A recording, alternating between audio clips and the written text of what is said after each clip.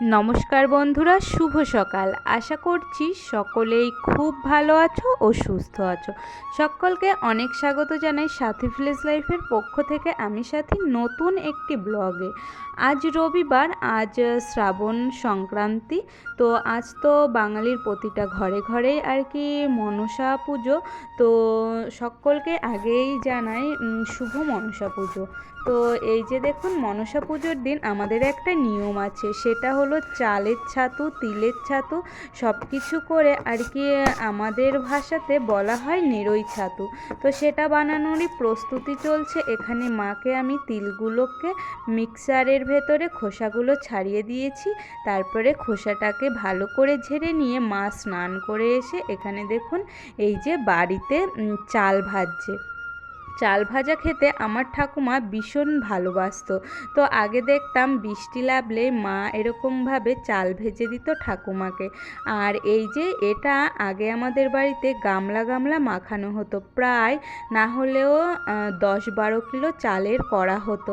তবে সময়ের সঙ্গে সঙ্গে এখন সব কিছুই ফিকে হয়ে যাচ্ছে। আগের আর কি রীতিনীতিগুলো, আগে আমাদের পাড়াতে সকলকে এই প্রসাদটা করে দেওয়া হতো মনসা পুজোতে। তারপরে এই যে দেখুন এখানে এই যে তিলটাকে ভালো করে ধুয়ে আর কি জল ছাকতে দেওয়া হয়েছে। আর আমি এই দিকে স্নান করে এসে ঘরে পুজো দেওয়া হয়ে গেছে। এখন পুরোহিত মশাই চলে এসেছে। তো তার জন্য আমি এখানে পুজোর ফলগুলো বানাতে বসে পড়েছি। ওইদিকে চলছে পুজো বড় মাদের ঘরে, আর এই দিকে আসতে একটু লেট হবে, সেই জন্য আমি আর কি একে একে সমস্ত ফলগুলো এখানে বানিয়ে নিচ্ছি।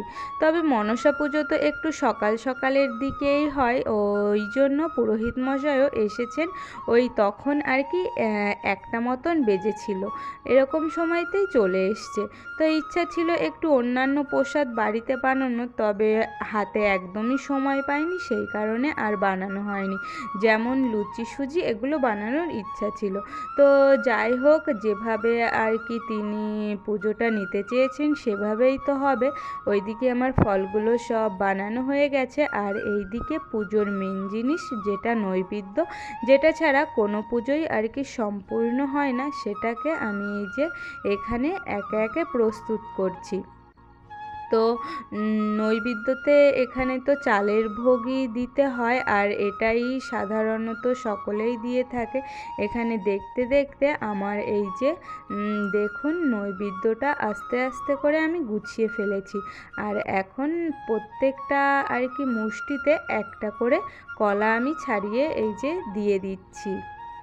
আর তোমাদের বাড়িতে কিভাবে পুজোর নিয়ম আছে সেটাও ভালো লাগলে আমাকে কমেন্ট করে জানাতে পারো।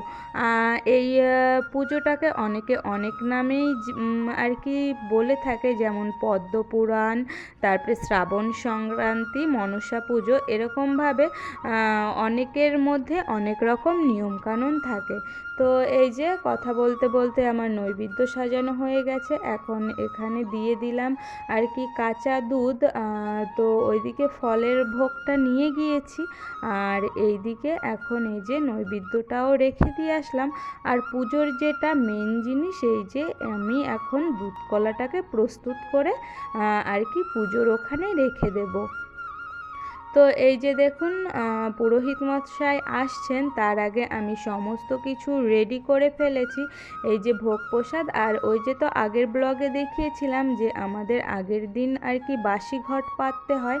তো আগের দিন আমি পুজোর অর্ধেকটা রেখে করেই ফেলেছিলাম, আর এখন এসে বাদবাকিটা আর কি পুরোহিত মশাই করবেন।